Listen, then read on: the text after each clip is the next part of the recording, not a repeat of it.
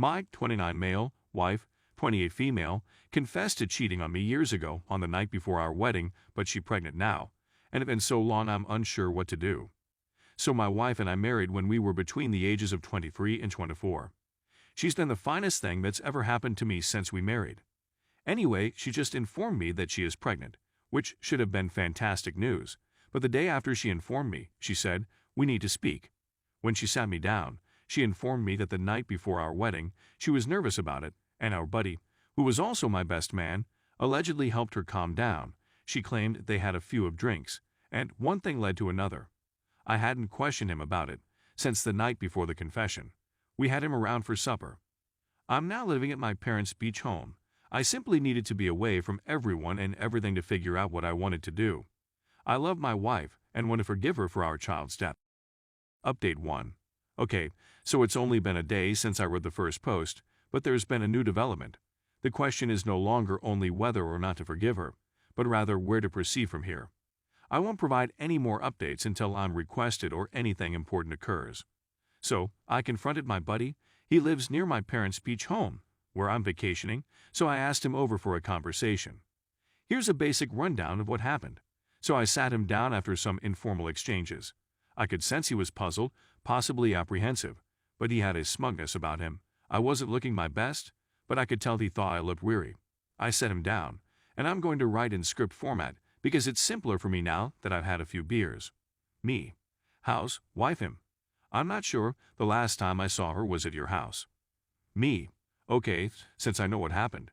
I kept it as open-ended as possible to see if he would admit to anything I wasn't previously aware of. He ultimately confesses after some denial and fake misunderstanding. Didn't she tell you we've been? His words, not mine. Me, not in detail. But that is why I am here. Well, she wasn't lying. After that I asked him a number of questions that I afterwards regretted asking. A little of emotional self-harm, I suppose, but he was more than willing to respond, which was horribly off-putting. I wish I didn't know stuff like how frequently, when and where, among other more humiliating things, since it's now playing in my head like crazy and I'm a huge fool. The one thing he is convinced of is that the kid is not his. I'm not sure why he's so certain, but I'm inclined to trust him for some reason. I want to give my baby the best life possible. I did everything right. I make money, I'm attractive, I work out. I treated my wife like the goddess I truly believed she was. All she had to do was let me love her, and I would have given her and our child everything. We had just bought a house when she told me she was pregnant, and I was overjoyed, only to have this happen. After this encounter, my friend offered to hang out to make sure I was okay. We've been friends for years, and he knows I've had mental health issues in the past, and he was being a good guy by looking out for me. But honestly, I think he just wanted to stay and drink all my booze while laughing in my face and sleeping with my wife. I hit him. He claimed he deserved it, and then he walked away.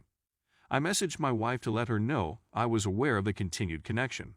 She answered with, "Let's speak about this in person," to which I replied that I didn't want to look at her. She did not reply. Anyway, here's where the advice comes in. Naturally, I believe the next logical step is to abandon her. I really, truly don't want to. I know that's not what I meant to say. I know I'm supposed to want to exact vengeance and leave her out on her with nothing, but that's simply not in me. I had a plan for my life, and that plan included her.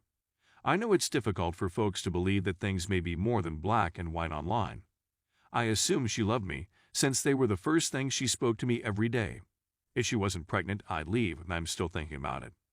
I just want to know how to be a decent father and ex-husband. Ideally, I'd obtain primary custody, but as we all know, that's not always easy for the male. The obvious one is financial assistance. Second, I'd want to know where I'm going from here, if I'll meet her in person, and I don't want any more details since what my buddy gave me is enough horrible knowledge to last me a terrible lifetime. She is presently residing in our house, something I did not plan for since I was not anticipating it. No prenup, my parents are rich bohemian artist types, and they will be of no emotional assistance. For Christ's sake, they were swingers. This irritates me. Update 2. I've gotten some consistent sleep, and despite the fact that I've slept all day, I feel rested. I've scheduled a meeting with my wife, who has said she will make us dinner, and we will sit down and discuss what happens next.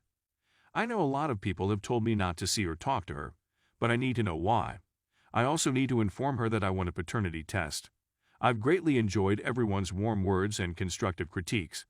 I feel like I have a tiny community on my side, which has allowed me to go through this in a healthy manner. Perhaps it's been a diversion, but I've needed it, and I'd want to keep everyone who's interested in the loop since it makes me feel heard. Thank you once again. Update 3. The dinner took place. She prepared my favorite dish. She was stunningly dressed. She was attempting to make things difficult for me. I was eager to see her when I entered the home since I had spent the whole time in the vehicle preparing what I was going to say and trying to think about all the things my buddy told me to fire myself up. But as I entered the house and smelled her cooking and perfume, I struggled. After she attempted to kiss me, but I shoved her away. She gave me a drink, which I accepted, and I sat down at the table, after which she brought me my dinner and sat down. We sat in quiet for a while as I ate. I hadn't eaten since finding out, so I was surprised to be able to get in a few bits before the stress of the situation got the better of me. I drank my drink and said, "So, why did you do it?" while she was preparing me another. Her first remark was, "I'm not sure." This irritated me. How could she not know? So I repeated myself, and this is when she began to open up a bit more, as if she sensed my frustration. She sat down and told me that she simply felt stuck and that she wanted something apart from me. In greater detail, but that was the idea, she said she loved me, but that she occasionally needed a break from reality. When I inquired whether the baby was mine, she claimed it was. I asked her how she knew, and she told me that a friend of hers had a vasectomy. That seemed like something he would have told me, so I told her I didn't trust her and demanded a paternity test. She readily consented, as she usually does. She's always been nice and open to my ideas. After she agreed, I asked her why she didn't communicate to me if she was unhappy, if she needed a break from reality. I would have paid for a trip or a spa week, or if she wanted to start a side activity. I would have been fully supportive. I started crying while I was saying this. She stood up and pressed my head against her chest. This is when I went wrong. I simply hugged her and wept, and as she comforted me, she raised my head and began kissing me. I didn't push her away for a few moments since I knew it was the final time I'd have an intimate moment with her, and I wanted to lament her embrace. After a time, I snapped out of it and immediately stood up. I went to the bar and poured myself one more drink, before telling her that we were getting a divorce after the exam. This is when she started crying and told me I needed to be there for our kid, because she won't be able to be the best mother she can be without her strength. Apparently, I'm her strength at her side. I was going to leave after some back and forth, but she suggested I should remain since I was drinking. So I went to sleep in the guest room, but she insisted on sleeping in the same bed for old time's sake. I let her hold me in her slumber, but I stayed lifeless in her arms. Then I slipped away as soon as the light came up. I returned to the seaside cottage. I contacted a lawyer. Last update. I'm back at home, and she's here as well. We're not sleeping in the same room, and no, I'm not taking her back. It'll simply make it simpler to arrange the divorce. It wasn't her idea, it was mine. We attempted on my first day back. I couldn't make it work. Too many pictures of her and my buddy. She seemed to have accepted the divorce. She has begged briefly and insists on her love for me. I told her that I still loved her, but that I couldn't forgive her. We haven't corresponded much since then. I've spoken with my attorney. Tonight I'm going out with a female. My lawyer instructed me not to visit anybody during this period, but I need to. I'm feeling better. I had a dark time in which I considered some awful things, but I instantly snapped out of it as I remembered my possible kid. I'm also so valuable to so many people that I am eager to return to my human form. I appreciate everyone checking in on me even after a few days. Things have progressed so swiftly that I'm astounded by how quickly one's life may change. I got a drunken phone call from a buddy, and although I have an understanding of why he did what he did to me, it is not an explanation, and I do not forgive him. The phone call was probably what jolted me out of my funk.